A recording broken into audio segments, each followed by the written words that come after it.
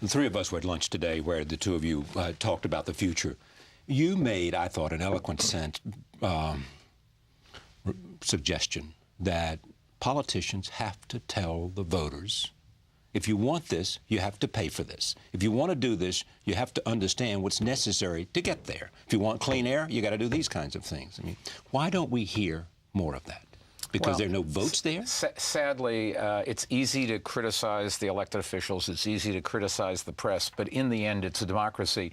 The public buys newspapers when there are bad stories, right, not good stories. The public screams when a program doesn't work, but doesn't give the elected officials credit when it does work. And I've said this before, but I think government is different than business in the sense that in business, if you have a product line that's working well, you move more resources towards it and take it away from those lines that aren't doing well.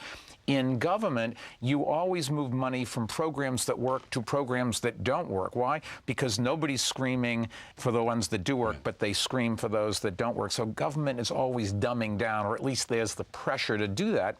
And it's the governor's job or my job to fight that pressure and keep it from happening.